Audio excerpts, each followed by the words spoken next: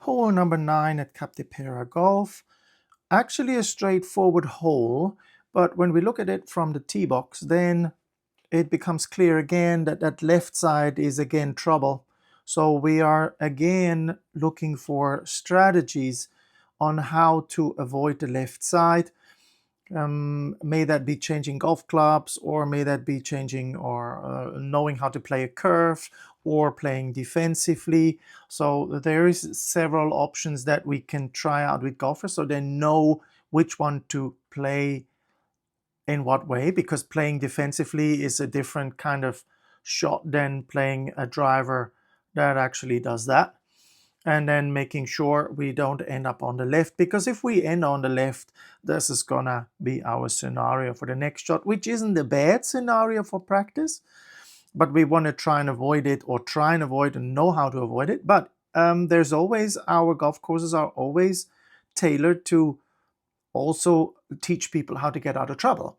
And this one is definitely one that we kind of like frequently throw a ball in there and then ask the golfer to get out and see how they deal with it, and then maybe improve the way how they get out. So we have taking the left side out of play. That's the first point. Then planning the second shot. It kind of is a easy, straightforward shot, which can be between what the palm tree is about 100 meters. So it can be around 110, 120, 130, 140. Higher handicappers will have 160, 170. Then they will learn how to lay up a ball. The problem really comes in on that side, because that's where the water hazard is waiting. If we don't pay attention, then we're going to get the water. We're going to get a close view of that water, so we want to try and avoid that. Again, it's important to know where the run out is, how far we are away when we kind of like try to place a ball into a spot, which then allows you to play from a comfortable distance, like 60, 70, 80, 90 meters, something like that. And then obviously the approach shots, that's what we kind of like to practice, is over water and over bunker.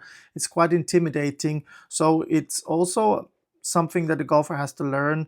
If a visual situation makes it complicated, how can we solve that? Feeling comfortable, feeling uncomfortable. That is kind of like our strategy to teach golfers that there is always a way of feeling good about a shot, because we want to make a good strike rather than feeling intimidated. So trying that out from different situations. So I like to throw down a few balls and then let them deal with the situation each time. Maybe change clubs and find the way how the impact is going to be perfect. That's definitely something that we are practicing with golfer. Then what is an approach angle for higher handicappers? Obviously, it's important to know that not every angle into the green is the same.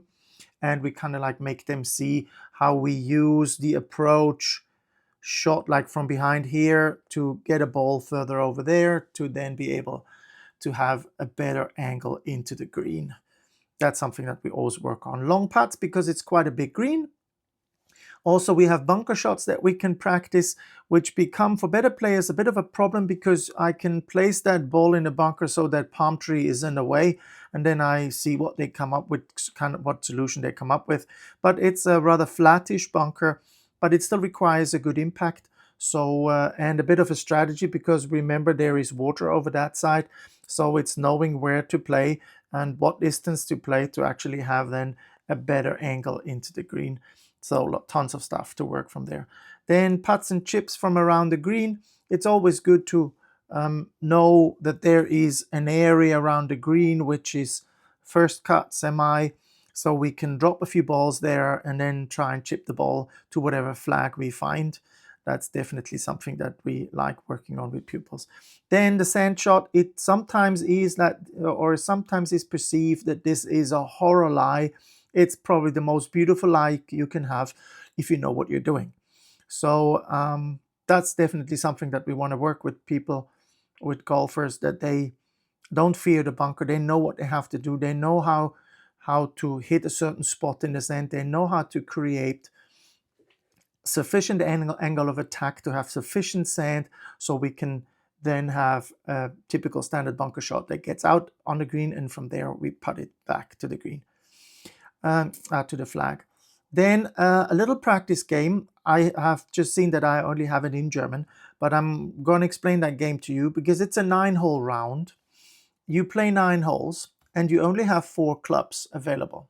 These 4 clubs can be a 6-iron, a 9-iron, a sand wedge, and a putter. Okay, that's my suggestion. And the game is you only have 1 ball and you have to play 9 holes. If you lose the ball, game over. Let's see how many holes you can play. This is obviously a game where we want to teach defensive play because you have to protect your golf ball. It doesn't really matter too much what score you bring. Better players can take the score into account, score as good as you can, but always keeping the ball. So newer golfers, that's a fun game that we can give them in the afternoon. So when they are off, they have lessons in the morning, in the afternoon they're off. We let them to go out on the golf course and explore and practice. And this is a beautiful game that teaches defensive play, which is always good ability to have.